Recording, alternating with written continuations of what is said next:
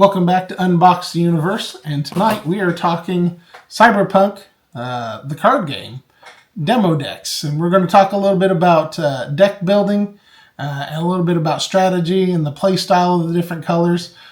So again, a big thank you to the WeirdCo team at Gen Con for giving us these demo decks to review and to share with you. So let's turn the camera around and take a look at some of the cards. All right. So first off, this is the promo card we got at Gen Con, Rebecca Having a Moment. And if you can tell, as we compare it to one of the legends from one of the demo decks, Rebecca does not have any of the markings. No RAM, no text and stuff like that, which really leads me to believe that this particular promo, and I suspect many of the promos, like if you were to get like the Kickstarter promos and stuff like that, I believe those are almost solely going to be for collections, for trading and displaying and stuff like that, but not actually for in use in the game. Now, correct me if I'm wrong. If you know something that I don't, please share in the comments, but that is at least my take on it. So now, and we're lucky to have the two different demo decks, which actually displays the four different colors. And so, where to begin? Might as well start with red. Again, the Embracing Power deck. In your deck, you'll have 3 legends, and each legend, at least at the moment that we've been able to see of the 3, all contribute 2 RAM. So that's a total of 6 RAM, and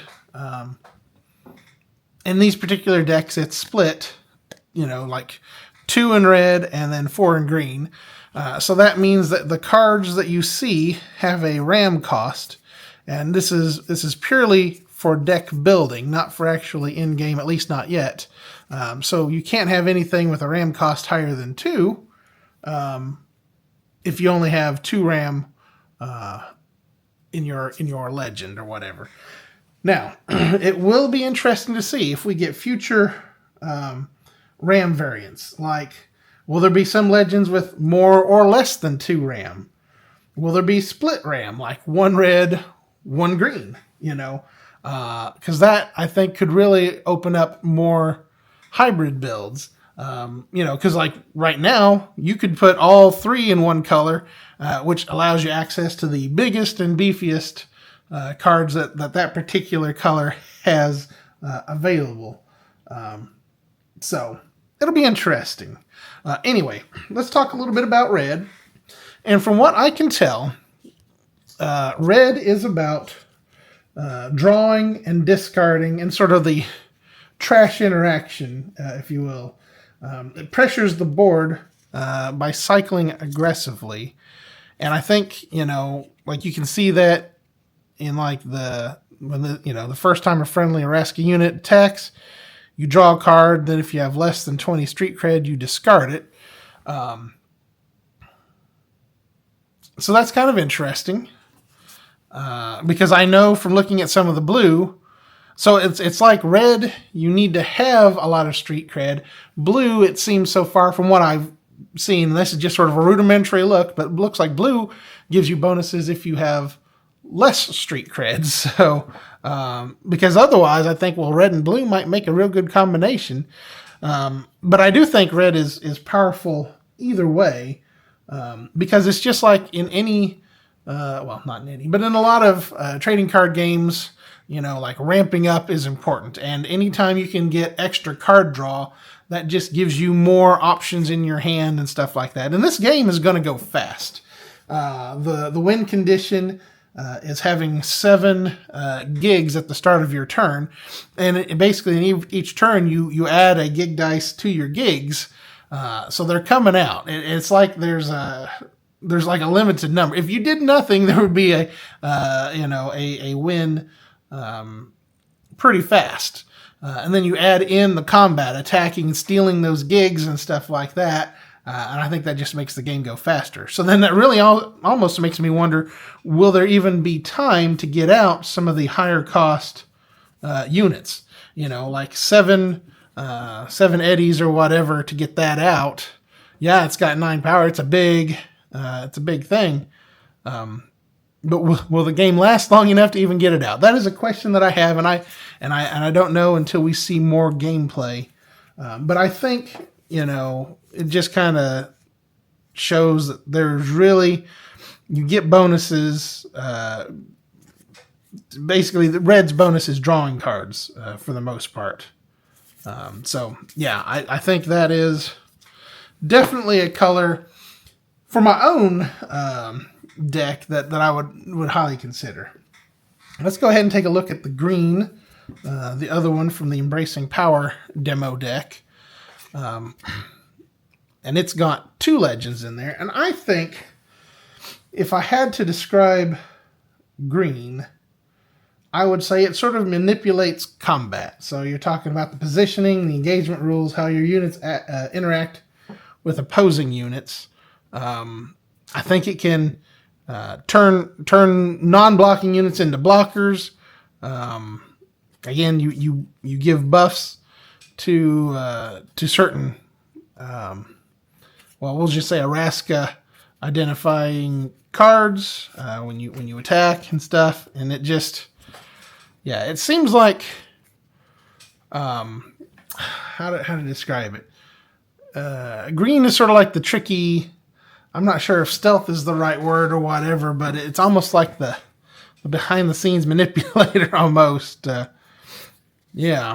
Just in the cards that we've got, blockers, and I think it'll be interesting. Again, all we've got to go on are these demo decks, but it really makes me start to wonder what all cards are going to be in that first set. And what all could I put into a deck? Like, again, if you don't have blockers, like they can just steal your gigs almost indiscriminately, and it'll be interesting. We'll see. All right, interesting. So yeah, I think green is about sort of manipulating the combat rules. And stuff like that. So we'll see. And like I said earlier, this one has gone in 2 green legends and 1 red. It'll be interesting to see if a monocolored deck will dominate because it's got access up to the 6 RAM, or will people start doing sort of a rainbow deck, if you will, multicolored, maybe even up to 3 different colored legends, and then just pick the best of the 2 RAM and under cards to put in the deck, maybe go faster.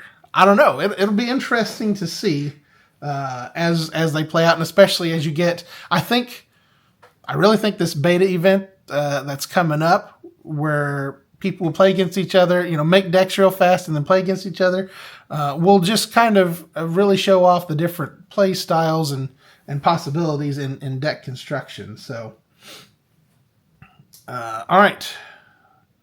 Now, what color do we want to pick? Let's go yellow.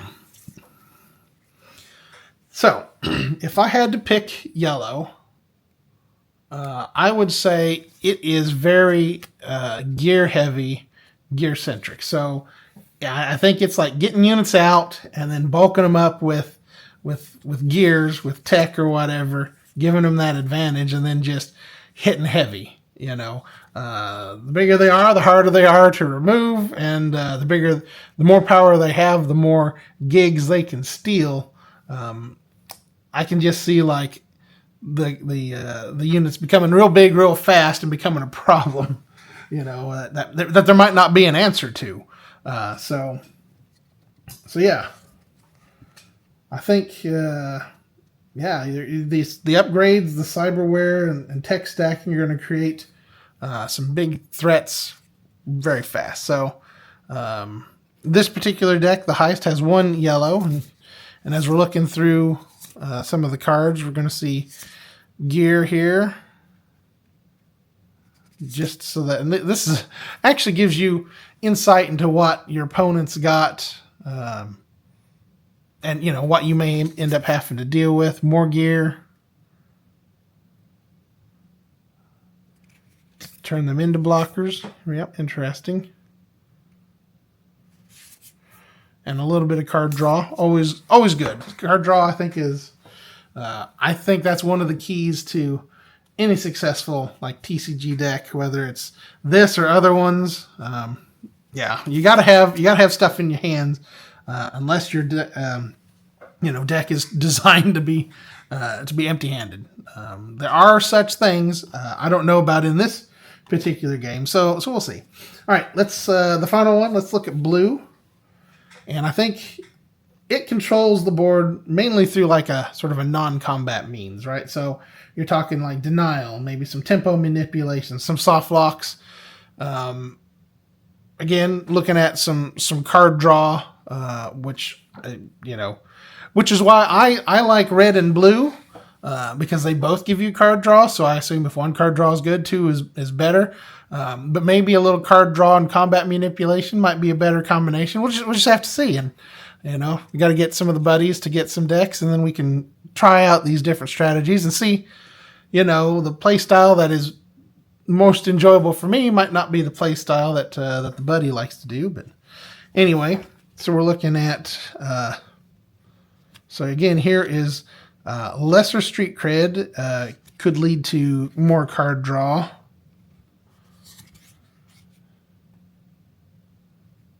Yeah.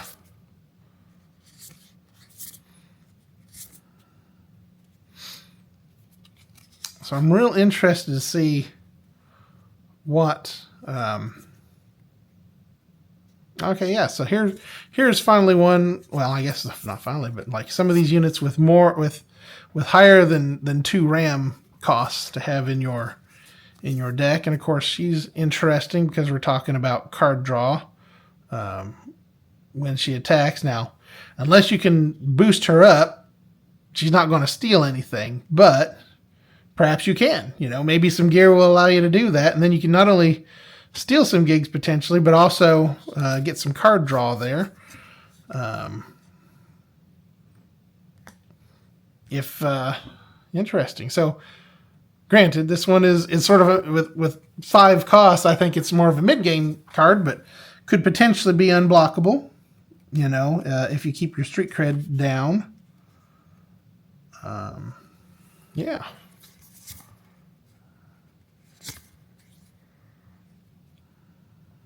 I like this. Giving a rival unit -1 power could be enough to attack it and essentially take it off the field and card draw to boot. Very, very powerful effect there, I think.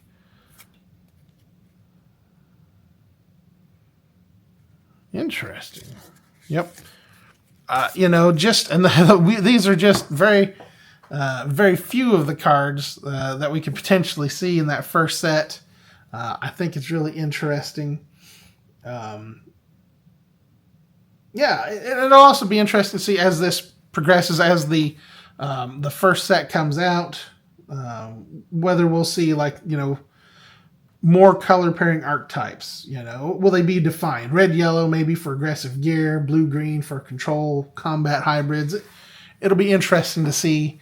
And I think we just have to have competitions and stuff like that, where people think them up, try them against each other, and see how it goes.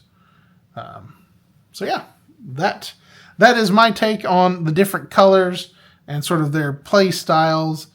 And again, if we're relating it back to the game, which the PC game, which I think is the source material, I think I like how they have different styles and colors because there's different play styles. When you create your character in the game, depending upon how you want to go about accomplishing the goals, there's different styles. So I like it. I think they've done a good job. Well, this has been my video with my thoughts on the different colors, play styles, and maybe a little bit on some of the deck construction and more wonderings of what we may see down the road when the full set comes out, and especially when these beta events start happening in mid-September, I believe, at your local game stores. I think, if you want to pick a style, you got to ask yourself, do I want to pressure the board? Maybe red is the color. With card draw, do I want to control the fight? Green might be the color for you. Do I want to dictate the game? Blue. And blue, it's always one of those colors. I've now seen in multiple trading card games, blue is just always sort of that wild card factor, and the people that play it are usually a little wily. So you never know. Or maybe you want to do yellow if you want to stack tech and gear together and just make big things that come and take your gigs. I don't know. But again, a big thank you to the WeirdCo team at Gen Con for giving us these decks so that we could review them for you, and I could sort of ponder on what the different cards, the styles, and what that means for deck construction and stuff. If you have some ideas, please feel free to share them in the comments. This game is relatively new. We're excited to see where it goes and what new and exciting things may come out. If you like this sort of content, and hopefully you do, please give us that thumbs up. If you're not already subscribed to Unbox the Universe, please do so. It helps the channel to grow. And of course, ring that notification bell so you don't miss any future content that we put out. We've still got a ton of Gen Con content that will be rolling out, so check back and check back often. I think that's all I've got for you for today. So until next time, happy gaming.